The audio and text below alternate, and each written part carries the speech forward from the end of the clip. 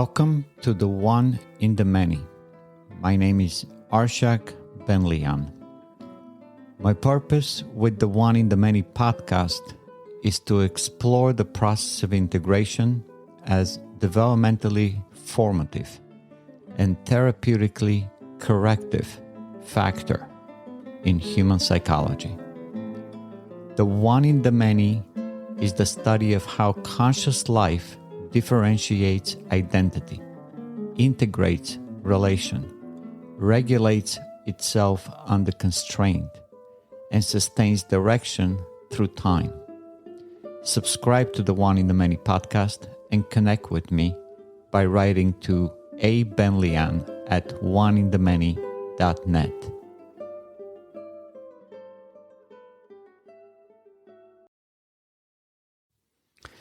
Before you were a name, a memory, or a thought, you were a body. Not a metaphor, not a machine, but a living, sensing, moving presence. You were not born as a disembodied consciousness awaiting definition. You arrived as an integrated organism, warm, breathing, grasping, hungry, and awake. From that moment of birth, the body has been your gateway to the world. The self begins here, not in abstraction, but in flesh. For too long, Western thought has split the human person into dualities, body and mind, matter and spirit, physical and mental, higher and lower. The body has been seen as a burden, a distraction, or a prison, something to transcend, suppress, or merely maintain. But this view has not led to freedom. It has led to fragmentation. To live whole, we must see the body not as a vessel or enemy, but as the ground of the self. It is the structure through which the mind operates, the site where thought becomes action, and the medium by which the world becomes real. Your identity is not something floating in the ether. It is embodied. Every value you pursue, every idea you conceive, every person you love is filtered through sensation, movement, and response. You perceive with eyes, not pure intellect. You think with brain nourished by oxygen, not a disembodied will. You act with hands, not intentions alone. To be a self is to be someone here in space and time, bounded by flesh and enabled by form. The body is not opposed to consciousness. It is the platform of consciousness. It is not the opponent of freedom. It is the very condition that makes volition possible. Without a structured body, there is no action. Without function, no direction. Without sensation, no awareness.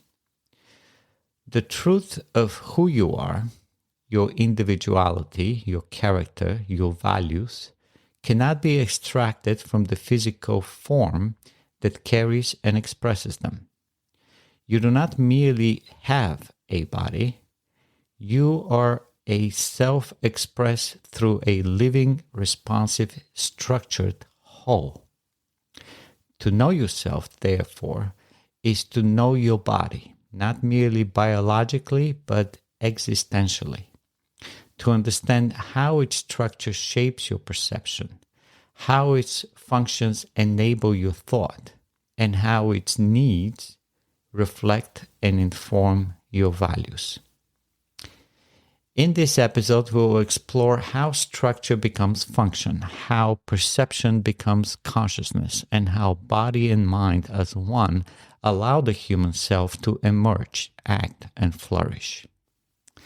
The body is not incidental to the one in the many. It is its living proof. To understand the body is to begin with structure, what exists, what is given, and what must be accepted as the physical framework for action. Before you choose, before you think, before you move, there's form. This form is not random. It is not optional. It is shaped by nature, constrained by identity, and directed by function. This is what philosophers call the metaphysical given, a fact of existence not created by choice but foundational to it. The human body is a system of remarkable design. It has mass, volume, position, and complexity. It contains bones that provide support and shape, muscles that generate movement, a circulatory system that sustains life, and a nervous system that transmits information across its entirety. Each component exists in relation to the other, not in isolation, but as part of an integrated whole. At the center of this integration lies the brain and nervous system, the hardware of consciousness.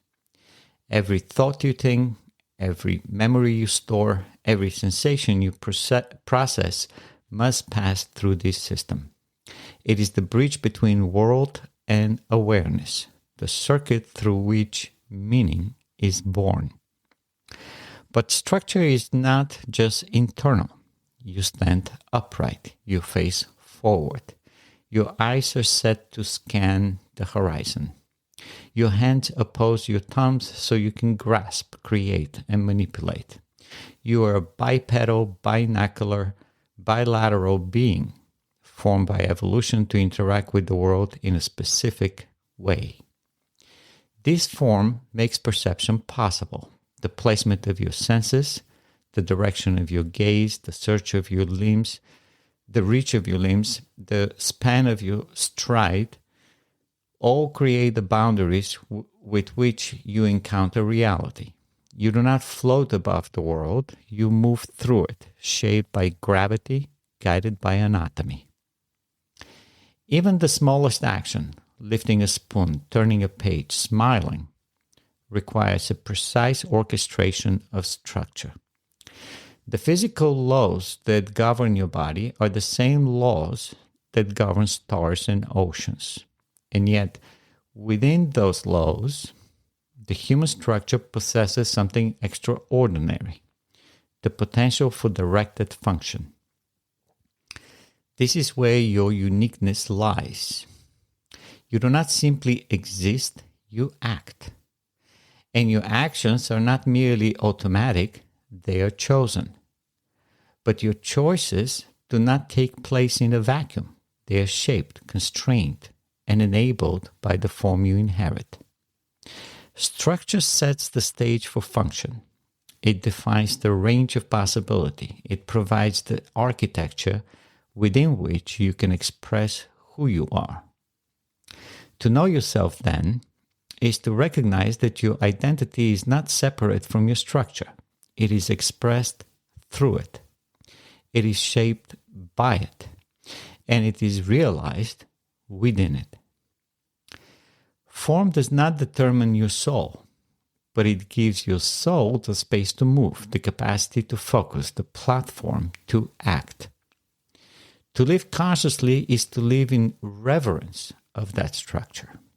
Not in worship or fear, but in understanding.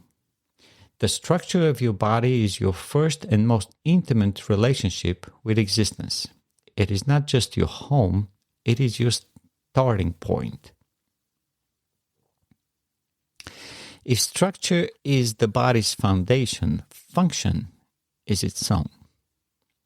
It is the movement of form toward purpose, the way a body acts, responds, and expresses itself in time. Function is not just what the body does, it is how the body becomes known to the mind. It is how identity reveals itself through action. A hand is a structure, but a reaching hand, grasping, trampling, or caressing is a function. A leg can stand, but a dancing leg conveys rhythm, poise, or confidence. The face is anatomy. A smile is expression. All function carries the imprint of the self. Function emerges from use. A child learns to crawl, then to walk. With each attempt, neural circuits adapt, muscles coordinate, and posture improves. Every act of motion sharpens perception and builds the mental map of the world. With each step, the child becomes more himself. What begins as reflex becomes will. At first, the body reacts to stimuli, light, hunger, pain. But over time, the mind begins to guide the body. It chooses direction. It delays gratification. It refines movement not just for survival, but for meaning. The voice learns to speak. The hands learn to write. The body becomes a tool, not only for doing, but for being. This capacity, where structure supports conscious function is unique to humans. We do not merely move. We move in accordance with purpose. We do not merely perceive. We perceive with attention. The body, therefore, is not a shell or a burden. It is the living partner of the mind. Function is not uniform. It is individual. No two bodies move the same. No two gestures are identical. A person's walk, posture, gaze, or voice carries their psychological signature. Just as fingerprints distinguish us anatomically, our functions distinguish us existentially. This is why your way of moving is also your way of expressing identity. The calm person breathes evenly. The anxious person fidgets. The confident person stands upright. The shy person shrinks inward. Every function reveals what the self is doing with its form. But there is more.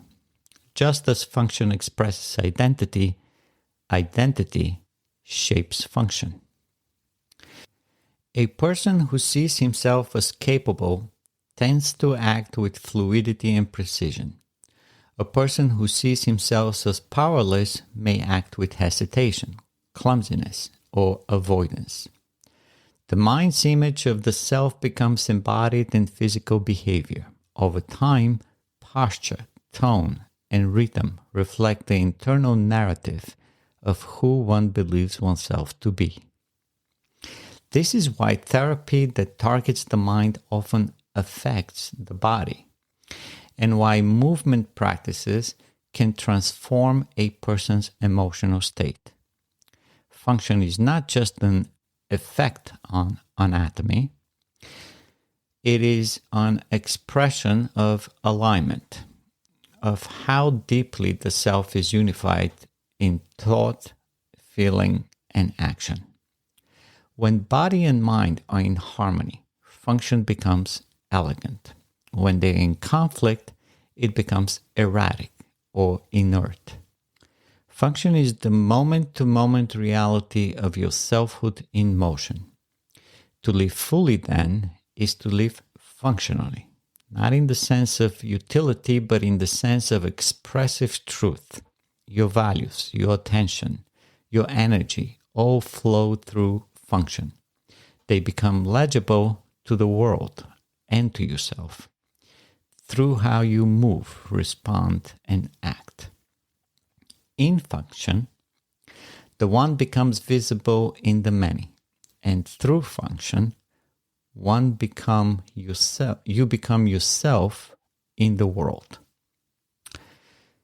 Consciousness is not something that simply happens to us. It is something we do. It is not a static light that shines indiscriminately. It is a selective, directed, volitional power. The capacity to integrate what we perceive into what we know and to direct what we know toward what we value. This power is made possible by the brain, but it is not reducible to the brain. Just as the heart makes circulation possible without dictating where the body goes, The brain makes consciousness possible without predetermining the contents or quality of our awareness. The brain is the organ of integration. It receives sensory data, filters noise, identifies patterns, forms concepts, stores memory, and anticipates consequence. But what distinguishes human consciousness is that we can direct these processes. We can choose to focus. We can choose to reflect. We can choose to abstract, to judge, to act. This makes consciousness not merely reactive, but active. When you open your eyes in a room, you do not see everything equally. You focus. You choose what to look at, what to ignore, what to interpret. You bring intention to perception. This is what Ayn Rand meant when she wrote, quote, "To focus is a volitional act," end of quote. And to focus is to integrate. Integration is the act of assembling the parts of experience, sensation, thought, memory, feeling into coherent meaning. It is the act of linking cause and effect, grouping similar events, connecting perceptions across time, and evaluating their significance. Without integration, there is no identity, no values, no purpose. It is through integration that we experience ourselves as one in the many. Consider a simple action, grasping a glass of water. To do this, your consciousness must coordinate a range of factors: visual estimation of distance and size, spatial orientation of your body, memory of past successful movements, tactile feedback, motor coordination, and perhaps a reason or desire to drink.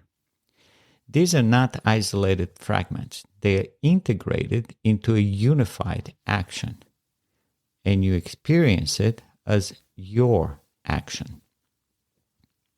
The same holds true for a complex task, writing a sentence, solving a problem, or comforting a friend. The act may draw on language, logic, empathy, intention, memory, but all these are synthesized into a single stream of conscious effort. The more integrated your consciousness, the more coherent your identity. The more fragmented your awareness, the more confused and passive your sense of self. This is why attentional control is one of the greatest tools in shaping your life. Where you place your focus, what you choose to integrate, and how honestly you appraise the content of your awareness, these determine the quality of your thinking and the direction of your being. To know yourself, then, is not merely to examine past experiences or trace inner feelings. It is to cultivate the habit of active integration. It is to become the kind of person who notices patterns, connects meanings, and aligns action with understanding. Through this conscious integration, the self becomes not only known, it becomes effective. It becomes capable of navigating the world, managing complexities, learning from error, and refining its character over time. You are not merely conscious, you are the integrator of your consciousness. And this is what makes you human. Emotion is not separate from the body. It is the body's expression of the mind's appraisals. Every feeling you experience is anchored in a physiological state, rooted in how your consciousness evaluates reality in relation to your values. You do not simply feel afraid. Your body tightens. Your chest constricts. Your breath shortens. You do not merely feel joy. Your muscles relax. Your eyes widen. Your breath flows. Emotion is felt not in the abstract, but in the flesh. It is the body's way of registering meaning. This is what emotions are at their root: automatic, psychosomatic responses to what your mind judges to be good or bad for your life. Ayn Rand described emotions as a, quote, a lightning fast estimate of the beneficial or harmful relationship of some aspect of reality to oneself, according to one's values, end of quote. This means emotions are not random. They are value-laden reactions. And because they are based on your values, whether held consciously or subconsciously, they can be integrated or disintegrated, consistent or conflicted, clear or confused. When a child reaches for his caregiver and smiles, he is expressing the bodily sense of pleasure in proximity to someone he values. When that same child cries from separation, his distress is not just mental, it is somatic protest, a signal of perceived harm to his emotional world. This integration between emotion and physiology continues into adulthood. Think of the excitement before a meaningful event, the surge of energy, the quickened heart, the alertness of the senses. Or think of grief, how it manifests as heaviness, fatigue, and a dull ache in the chest. These are not simply byproducts of thought. They are the body's participation in the meaning of your experience. In this way, emotion acts as a bridge between value and action, mind and body, experience and expression. And because emotions are rooted in value judgments, they offer insight into who we are. To ask, what am I feeling, is to ask, what do I believe is at stake? To ask, why did I react that way, is to ask, what does this say about what matters to me? But because value systems can be misaligned or contradictory, emotions can also signal conflict. A person might feel guilty for success if they've accepted the belief that success is selfish, or feel anxious in intimacy if they have internalized that vulnerability is weakness. These contradictions do not arise from emotion alone. They arise from misintegration in the value system. The body simply registers the conflict. This is why emotional health requires not the suppression of feeling, but the integration of thought and value. When your beliefs about what is good for you match what is actually good for you, your emotional responses become aligned with reality. You can trust what you feel because you know your values are rooted in truth. This alignment is felt viscerally. When your mind is clear and your values are consistent, your emotions feel fluid, proportional, and energizing. When your beliefs are split or your standards borrowed, your emotions become distorted, disproportionate, or paralyzing. Thus, the body does not lie. It tells the truth about your inner world, even when your mind refuses to listen. To live fully, then, is to cultivate emotional clarity through value clarity. It is to see that every emotion is a response to meaning, and that meaning, in turn, is something you shape with your awareness, your choices, and your philosophy.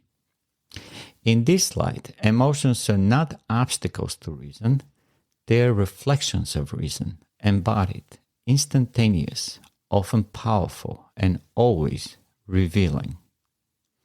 To know yourself is to know what moves you and why. It is to feel your values as real, lived, and aligned within you. Health is not merely the absence of illness, it is the presence of harmony, a state of balance in which body and mind function as one, each affirming and supporting the other. When your body operates smoothly and your mind is clear, you feel an inner alignment that goes beyond comfort. You feel capable. You feel centered. You feel ready to act in the world, to respond to challenges, to pursue goals. This is the lived experience of integration. It is no accident that we describe a person who is emotionally resilient and rationally coherent as being grounded or well-balanced. These are not metaphorical phrases. They are descriptions of embodied coherence. The state of your health, physical, mental, and emotional, reflects the quality of your integration. When your body is malnourished, deprived of rest, or neglected in movement, your mind falters. Thoughts become cloudy, attention drifts, emotions intensify or dull. Likewise, when your mind is burdened by contradiction, anxiety, or dishonesty, your body reflects the strain. Sleep is disturbed, digestion suffers, posture collapses. This is not mysticism. It is biology in context. Consciousness embodied in a living system. Every choice you make, to rest or push through, to speak your mind or suppress your truth, to act in alignment with your values or against them, affects your physiology. You are always communicating with your body, and it is always communicating with you. Listen. A headache may be more than dehydration. Fatigue may be more than physical exertion. A racing heart, a clenched jaw, or a tight chest may be signals of unresolved conflict. Not just in your environment, but in your thinking. When you treat the body and mind as distinct, you miss the root of both disorder and healing. But when you regard health as a union of form and function, structure and spirit, you begin to treat yourself differently. You pay attention. You investigate patterns. You make adjustments not only to diet and schedule, but to belief and value. This is the integration that leads to vitality, not perfection, but resilience. And when this integration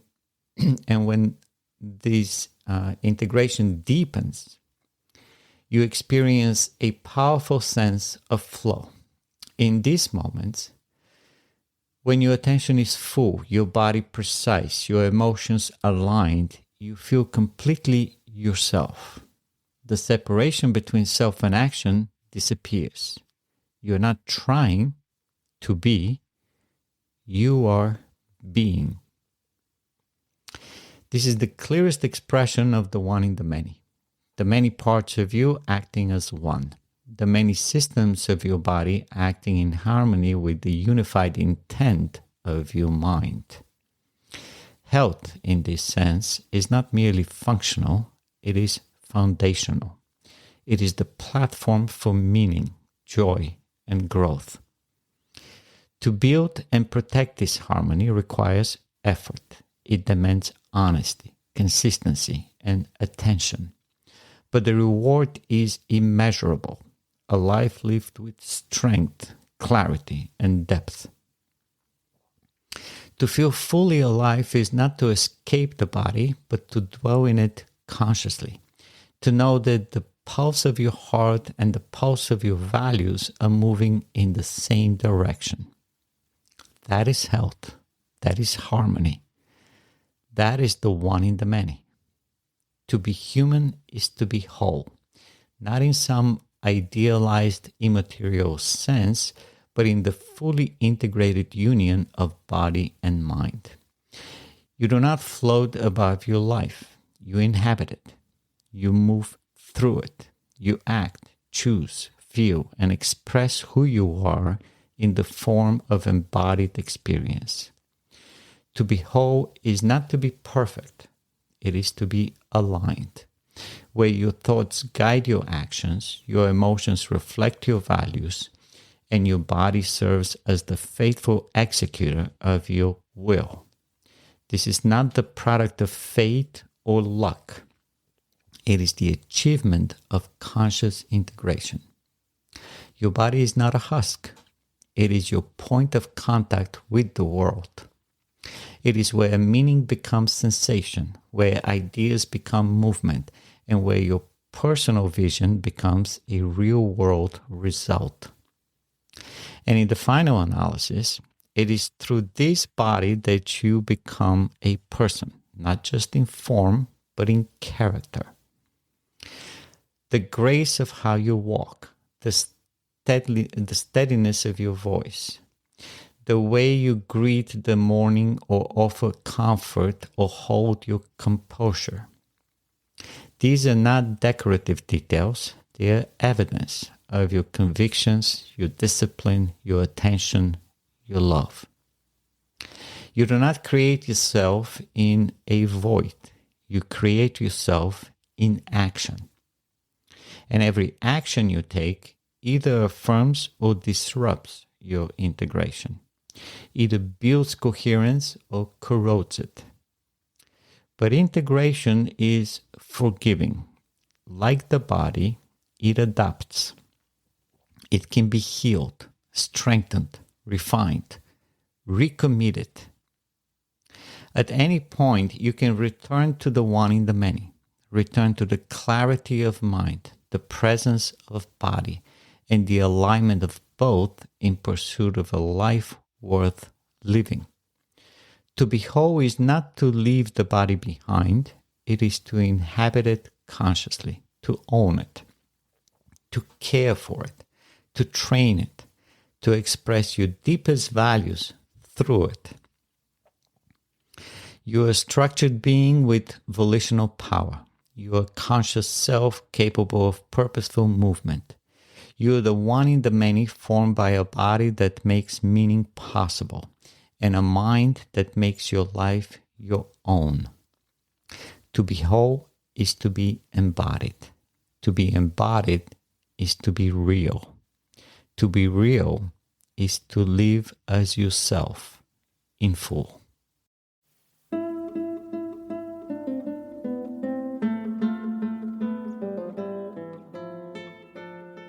This is the one in the many. The principle of life is the process of integration from a single cell to an ideal human being.